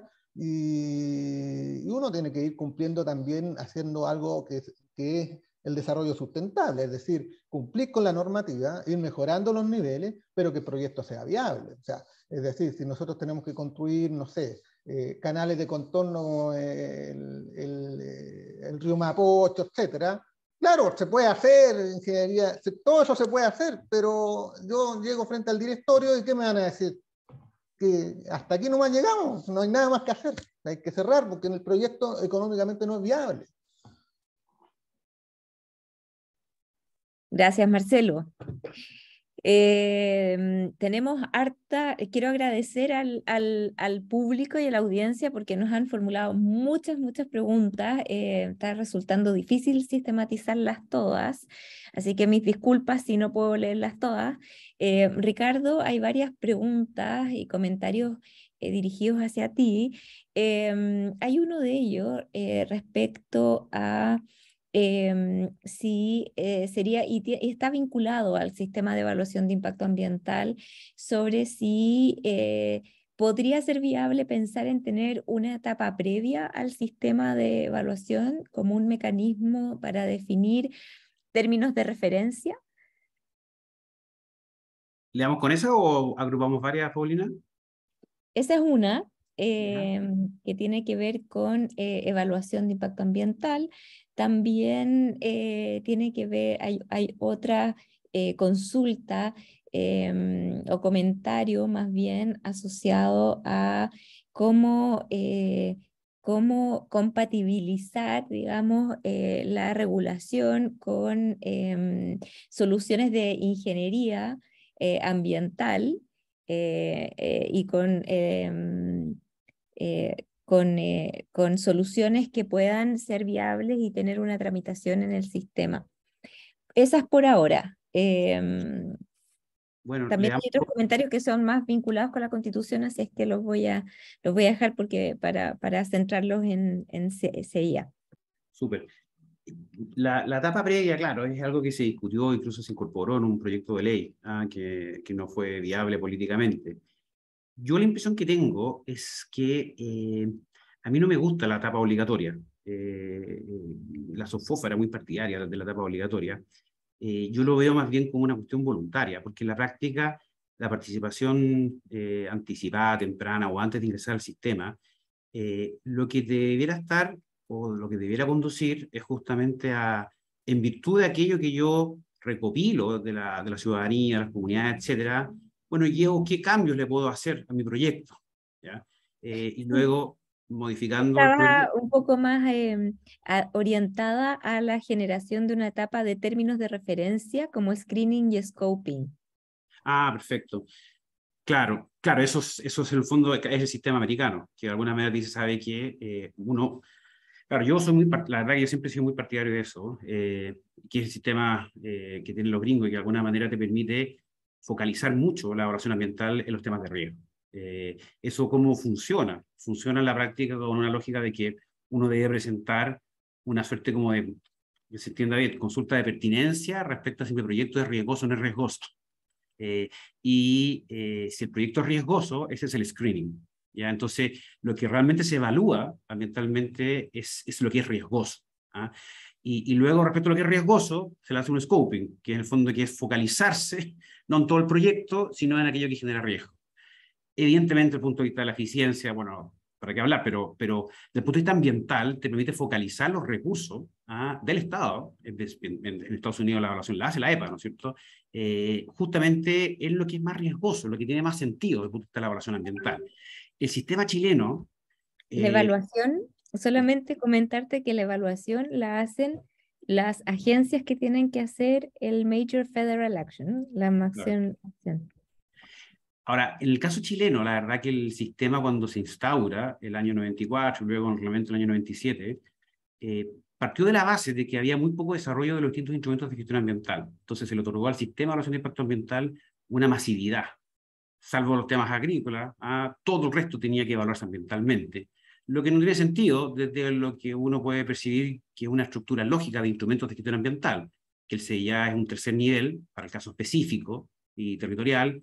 Luego la normativa ambiental a nivel especialmente normas de emisión o planes de descontaminación está más arriba, y es un insumo para objetivizar el sistema de evaluación de impacto ambiental, y más arriba ya estarían las normas de calidad, ¿no es cierto?, que te da un poco la directriz hacia dónde, cuál es el nivel de tolerancia que tú te asignas tanto a la salud de la población como a la naturaleza.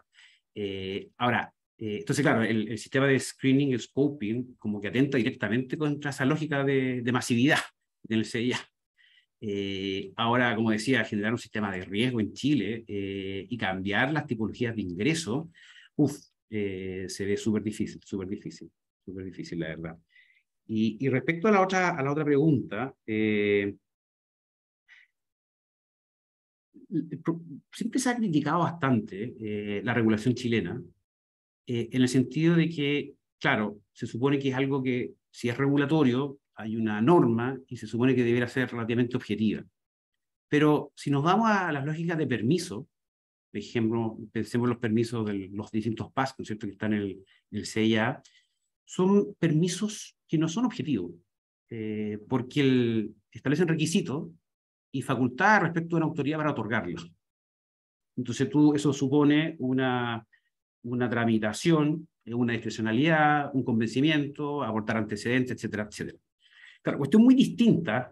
Yo no digo que se pueda hacer en todos los casos, porque hay algunos casos que evidentemente son más discrecionales, pero en el fondo una lógica de permiso más bien debería ser el establecimiento de un estándar. Y ese estándar tú lo tienes que cumplir. Y si no lo cumple, bueno, te van a fiscalizar y te van a sancionar. Y tú te ahorras en esa lógica como de permisológica o estructura de permiso, la solicitud, si cumpliste o no cumpliste el requisito, y te vas directamente al estándar, que en el fondo debería ser el estándar de riesgo. Claro, entonces la pregunta que apuntaba un poquito a mirar la regulación desde la perspectiva de la ingeniería, claro, es bien interesante. O sea, ¿qué permisos nosotros los podríamos traducir en estándares tecnológicos y cambiar, por así decirlo, el peso de la prueba? De que en el fondo te van a fiscalizar, incluso a monitoreo, en línea, lo que sea, ¿no es cierto? Y bueno, y si te pasa, te van a sancionar, ¿no es cierto? Versus el estar golpeando puertas, ¿no es cierto?, institución a institución, y la autoridad diga, bueno, cumple o no cumple tal requisito que está en el código sanitario, lo que sea. Claro, eso es un cambio como de paradigma respecto a lo que son los permisos, pero desde un punto de vista de flexibilidad del permiso, de la ingeniería, etcétera, yo creo que puede hacerse un gran aporte. Muchas gracias, Ricardo. A propósito de la tecnología, hay una pregunta que se la hago al panel, que tiene que ver con la utilización de herramientas de tecnología en materia como herramientas para prevenir accidentes por temas relacionados a salud y el monitoreo de la salud de los trabajadores, y si serían herramientas que la mediana minería consideraría interesante utilizar. Contesto, a ver, un poco en la heterogeneidad del segmento, pero sí, empresas como Cenizas utiliza herramientas para detectar emisiones, ruidos, exposiciones de tanto de trabajadores como de comunidades, objeto de tomar medidas encapsulando sectores, sometiendo a la vigilancia permanente, digamos, a la gente que pueda estar expuesta, etcétera, a objeto de poder evitar, obviamente, complicaciones mayores. Eh, Últimamente, obviamente, con todo este tema de inteligencia artificial, etcétera, se han generado también otras aplicaciones que, en la medida que tengan niveles de madurez altos, que ya estén utilizados y que efectivamente respondan y resuelvan los temas, sí, obviamente estamos dispuestos a incorporarlo. Siempre es mejor prevenir que lamentar, así que no, en esa materia sí, estamos en línea con eso. Muchas gracias, Cristian. También otra consulta que la dejo al panel es de qué manera la mediana minería podría visibilizar su importancia en el encadenamiento productivo para el desarrollo territorial para efectos de diseñar políticas públicas. O sea, ¿cómo se visibiliza el aporte de la mediana minería? La impresión que tengo de haberlos escuchado a los tres panelistas es que no hay un conocimiento de la autoridad regulatoria de la realidad de la mediana minería y de su contribución. Eh, Partamos por Cristian, Marcelo, Ricardo. Bueno, gracias, me tomé, ¿no?, la palabra, pero mira, sí, a ver, quienes mejor conocen, de las autoridades que mejor conocen nuestro aporte, son las autoridades locales. O sea, cuando uno plantea ciertas problemáticas o va conversando respecto de ciertos temas, las autoridades locales tienen plena conciencia, me refiero a los alcaldes, en general los consejos, tienen plena conciencia del aporte que desempeñamos en el segmento de la mediana minería, por lo que señalamos al principio. Ahora, también debemos reconocer que nos falta mucho más comunicación. O sea, eso ahí tenemos que ser autocríticos, por lo menos en la parte que a nosotros nos corresponde. Nos falta transmitir más, tenemos que, por eso que estos seminarios son importantes, tenemos que llegar a los distintos estamentos. La gran problemática que visualizamos es que la mediana minería no se ve. ¿En qué sentido? No se visualiza el aporte que realiza a las comunidades locales. Por ejemplo, si como política pública general nosotros queremos tender a que haya una mayor descentralización económica, incluso una mayor descentralización regional, precisamente una de las herramientas es establecer políticas especiales al segmento de la mediana minería, porque eso permite una profundización del desarrollo regional, eso permite tener un mayor grado de distribución económica. No olvidemos que en general las medianas trabajamos mucho con la pequeña minería. O sea, no solamente con empresas contratistas, sino que también con arriendos de pertenencias mineras que no explotamos directamente. Y eso tiene todo un efecto en cadena. Entonces, ¿quiénes son los pequeños mineros? Muchas veces familias que llevan años trabajando en eso, pero que tiene un efecto local súper potente. En nuestra faena, por ejemplo, mucha de nuestra gente, además de local, es gente práctica. Y eso es un tema, y que tiene una enorme experiencia, que se ha ido capacitando, que se han ido certificando, pero que no son profesionales. Y esas oportunidades no se dan en todos lados para tener un empleo con un nivel de remuneración acorde a lo que es la minería y particularmente en el segmento de la mediana. Tenemos que transmitir más, tenemos que reunirnos más con las autoridades, hay que desarrollar, tenemos que avanzar en lo que es la caracterización de la mediana minería. Ya Sonami está avanzando en eso, se está trabajando, hay que hacer más visible, hay harto desafío en realidad, me alargaría mucho, hay mucho por hacer, digamos. Sí, ahí complementarte un poco, Marcelo, perdona que para no perder el hilo. No, efectivamente, yo creo que en general las medianas en todas las localidades gozan de un buen posicionamiento, independiente de los grupos de interés que puedan existir, que pueden haber otras motivaciones. Pero en términos generales, una alta empleabilidad local, altísima, 80-85%, así por lo bajo, una alta cantidad de pequeñas empresas, pequeños empresarios, digamos, que le prestan servicio a la minería. El tema de los pequeños mineros, para mí es central en el sentido de que con eso tú movilizas propiedad minera. El reclamo histórico de los pequeños mineros ha sido que los grandes, los medianos, tienen capturadas las pertenencias mineras y no las pueden trabajar, digamos. Bueno, es una manera de movilizarlo y correctamente, generando pequeños empresarios. Entonces, si no fuera así, como todas estas medianas mineras están muy ligadas, pero yo digo, más que ligadas, estamos prácticamente a 1 kilómetro de la plaza, ¿no es cierto? O sea, estamos totalmente metidos en el medio de la comunidad, no podríamos existir. O sea, de verdad ese es un elemento crucial de relevar porque eso es lo que le da la sustentabilidad al segmento.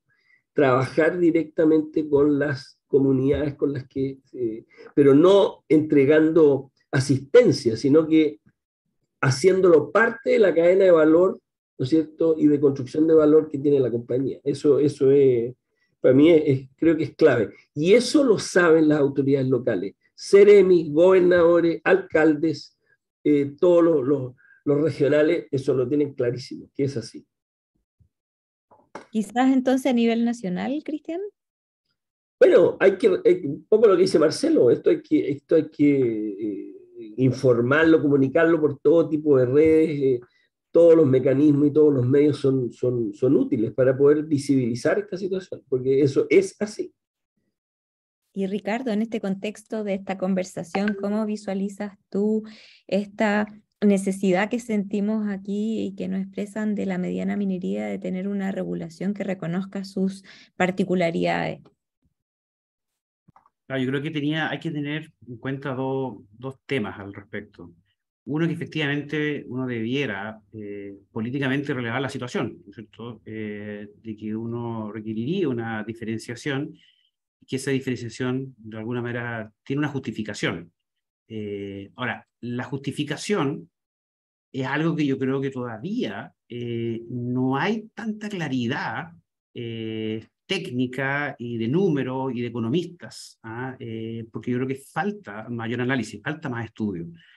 Solamente, no sé, por la experiencia un poco los temas de NAMI, la pequeña minería, o sea, el desconocimiento que había, por ejemplo, en el Ministerio de Desarrollo Social, para entender cuáles son los beneficios sociales de la pequeña minería, que de alguna manera justifican un actuar distinto del Estado respecto a la pequeña minería. Era total en el gobierno. Y cómo uno logra entender, y los economistas lo hacen muy bien, bueno, cuáles son los elementos para incorporar criterios de beneficio social de la mediana minería. Por ejemplo, localidades, hablan del 80% de empleabilidad, pero localidades que se deben a la minería, y que si no es por la minería no existirían. ¿Ya? O sea, de eso estamos hablando, y en lugares además que casi, bueno, se hace soberanía. Bueno, cómo uno eso lo lleva a números, ¿no es cierto? Y entiende, en el fondo, que el rol de la mediana minería va mucho más allá de lo que es una cuestión circunstancial, del precio del metal, ¿no es cierto? Sino que hay algo mucho más profundo, más cultural. Y claro, antes todas esas cosas que eran como mega no tan fáciles de cuantificar, ahora existen, un tema más cualitativo, ¿no es cierto?, que te permite hacer un análisis un poco más serio. Y al final, ese análisis serio, en el fondo, son los que uno debería echar a andar, especialmente con las universidades, con los centros de minería y universidades, ojalá las universidades del norte, y que empiezan a generar una justificación para la diferenciación. O sea, plantear, no, es que somos distintos, entonces, regulación especial. No, yo creo que hay que hacer el proceso inverso, o sea, partir en el fondo con la justificación para decir esto amerita un distinto trato, por así decirlo, ¿ya? Y el instrumento también, que yo creo que puede ser muy adecuado, es la discusión de la política nacional minera, que es una discusión en el fondo que es permanente, o sea, cómo vamos modificando aquella política, ¿no es cierto?, en temas de la vida de minería, o sea, esa es la instancia. De hecho, increíblemente, se incluyó en la Constitución, el tema de la política nacional minera.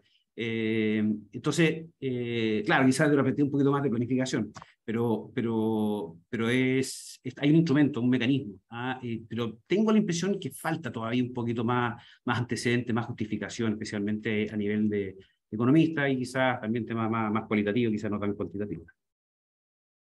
Perfecto, muchas gracias. O sea, yo creo que tenemos harto trabajo por hacer desde la mediana minería por dar a conocer la realidad, para dar a conocer también el aporte de la mediana minería. Yo quisiera invitarlos a dar una impresión final, partiendo por Cristian, Marcelo y después Ricardo. Bien, pues, bueno, primero agradecer nuevamente la oportunidad que nos da Sonami. Desde la mediana minería, bueno, ustedes sabrán que además no vengo a hacer campaña, pero yo tomé la decisión también de participar activamente en la mesa de Sonami, en la próxima mesa, hay elecciones a fin de mes. Y justamente uno de los temas es esto. Yo creo que el segmento de la mediana es un segmento muy relevante para el país. Es un modelo de negocio que es capaz de articular, yo diría, virtuosamente varios temas que están hoy día en el centro de la discusión y en el centro de la crítica. Comunidades que se ven como medias marginadas del proceso económico y de actividad que generan empresas. La mediana minería, yo creo que ahí hay que mirarla bien y estudiarla para ver cómo es capaz de articular estos distintos actores en las distintas zonas. Estas son empresas muy formales que cumplen con todos los estándares y con todas las reglamentaciones y hacen esfuerzos, pero me consta, sobrehumanos y económicos por estar en la línea de cumplimiento. Sin embargo, la autoridad, creo, y del color que sea, digamos, tiene que entender bien la diferencia. Yo siempre voy a los temas físicos. No es lo mismo una empresa que procesa 3.000 toneladas días de mineral versus otra que hace 500.000 toneladas días de mineral. O sea, son diferencias, pero absolutamente, ahí no hay que entender mucho, o sea, es realmente entender ahí que esos volúmenes son los que provocan, digamos, una normativa que está perfecta y todo, pero no puedo al más chico hacerlo. ¿Por qué existe con los pequeños un procedimiento simplificado? Los que menos de 5.000 tienen un procedimiento simplificado para varios temas, tienen que cumplir con algunas cosas, pero mucho menos que los que si no hubiera diferencia. Entonces, ese rango es muy amplio. Es urgente que eso se haga. Yo creo que la mediana minería, honestamente, creo que tiene los días contados de seguir en este camino de complejizar, digamos, ¿no es cierto?, cada día más el negocio. Va a llegar un minuto, un poco lo que decía Marcelo, que el costo de mantenerse jugando es mucho mayor del beneficio que se puede percibir y de lo que se puede generar. Entonces, en ese momento, mejor poner pausa hasta aquí llegamos y cierro con lo que hay. Eso hay que evitarlo, porque yo creo que este es un modelo de negocio, insisto, que respeta las bases más puras de lo que sería el concepto de sustentabilidad. Llevarlos a todos de la mano, sobre todo en estas localidades que dependen mucho de esta actividad. Muchísimas gracias a los panelistas y un saludo ahí a Ricardo y a Marcelo. Paulina, usted también. Gracias, muchas gracias, Cristian. Marcelo. Gracias, Paulina. Sí, bueno, para terminar, insistir en el tema de las políticas públicas hacia el sector. O sea, yo creo que efectivamente, si no abordamos eso de manera integral con los distintos actores, va a pasar que va a llegar un minuto, como dice Cristian, que no van a ser sostenibles esos proyectos. O sea, es cosa de revisar la estadística que ha ido pasando con la mediana minería en los últimos 15 años. Hay varias que han tenido problemas, cada vez quedan menos, por ese nivel de dificultades.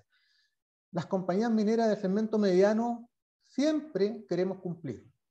Y trabajamos en eso, hacemos el esfuerzo en eso y cumplimos.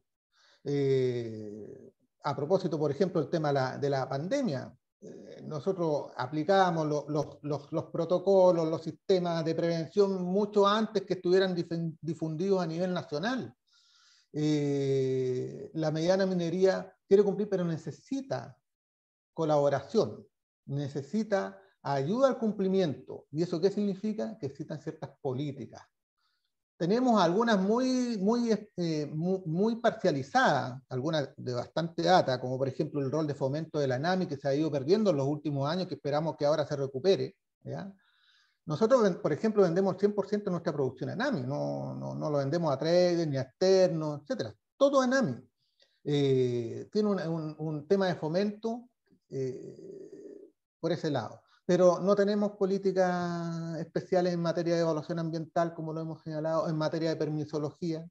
No tenemos una evaluación ambiental que converja hasta que al final se cumpla con la normativa, pero en un solo proyecto pueda ser aprobado, sino que finalmente, si es rechazado, tiene que uno volver a ingresar. Eso es pérdida de tiempo, eso es pérdida de horas, en fin, y eso puede costar también el cierre de proyectos, con los efectos positivos que eso tiene. Entonces, acá la clave es cómo hacemos para que podamos entender y entendernos todos de que tenemos que generar esa discusión y establecer políticas que apunten al cumplimiento, al desarrollo sustentable, pero nos tenemos que ayudar. De lo contrario, esto no va a ser viable. Gracias, Paulina, gracias, Cristian, y gracias, Ricardo. Un gusto haber compartido con ustedes.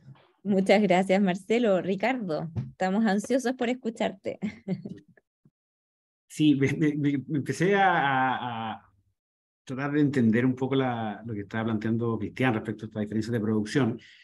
Y la verdad que es incluso más grave todavía, porque uno dice, claro, lo que hablamos recién de, claro, a mayor riesgo, mayor producción, mayor riesgo, menor producción, menor riesgo, y justificaría un trato diferente. Pero es peor incluso, porque al final, ¿qué ocurre? Cuando tiene un proyecto más chico, la autoridad se empieza a fijar en muchos más detalles que en los proyectos grandes, que esos detalles pasan muchas veces más desapercibidos. Entonces es incluso más compleja la situación de la mediana minería en términos de evaluación ambiental. Ahora, yo insisto, yo creo que hay que tratar de darle un poquito más de certeza, justificación económica, mejor entendimiento técnico para justificar un poquito un trato diferente. Esa idea un poco de que vamos a golpear la mesa al fondo porque somos distintos, pero sin justificar porque somos distintos, al final te puede salir el tiro por la culata. Y nuevamente estos gallos que no hacen reclamar, que no hacen llorar, ¿no es cierto? Yo creo que al revés, en el fondo es cómo fundamentamos mejor y se va generando una especie como de... Son pegas de largo plazo, la verdad. Que alguna vez van a fracasar, van a un cambio de gobierno, alguno lo va a tomar, te fijas, pero ir generando mayores fundamentos para esa diferenciación, yo creo que es súper importante. Y la verdad que para los que apreciamos lo que es la minería, ¿no es cierto?, lo que es la innovación que se genera en la minería, una minería tan chilena, ¿no es cierto?, como es la mediana minería, lo que dice Cristian y Marcelo, que claro, hay un momento en que cerrar, ¿no es cierto?, es algo como bien dramático, bien dramático. Y eso también hay que mostrarlo, pero yo, en forma súper clara. Casos de empresas que han quebrado, ¿no es cierto?, o que han entrado en liquidación, son situaciones que de alguna manera también hay que mostrar, sacar lecciones, ¿no es cierto?, y mostrárselas a la autoridad. Así que, grandes desafíos. Bueno, quería también dar las gracias por la invitación, especialmente a Paulina, a la María Cristina, a toda la Tsunami, y un súper gusto estar aquí con Marcelo y con Cristian. Muchas gracias, Ricardo. Yo también agradecerle a Cristian, Marcelo y también Ricardo por la disposición a participar en este seminario. Creo que es fundamental el poder escucharnos y el poder poner en relieve el valor de la mediana minería. Gracias por las contribuciones, las ideas de cada uno. La mediana minería es un actor local relevante, es un actor que además no está automatizado como está automatizada la gran minería, y por lo tanto tiene muchos colaboradores a nivel directo y a nivel indirecto, y tiene un efecto inmediato y sensible en el territorio.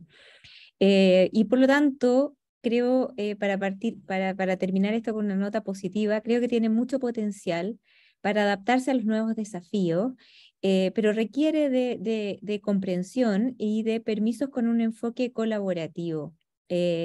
Y de parte de la autoridad, esta orientación de incentivar el cumplimiento. Agradecemos a todos, además de los panelistas, quienes nos han acompañado esta mañana en esta semana de la mediana minería, y les recordamos que mañana conversaremos sobre la innovación, los centros de pilotaje y la mediana minería. Esperamos contar con su importante asistencia y participación, y les deseamos a todos, especialmente a nuestros queridos panelistas, que tengan un buen día. Muy bien, muchas gracias. Gracias, muchas gracias a todas y todos. Muchas gracias.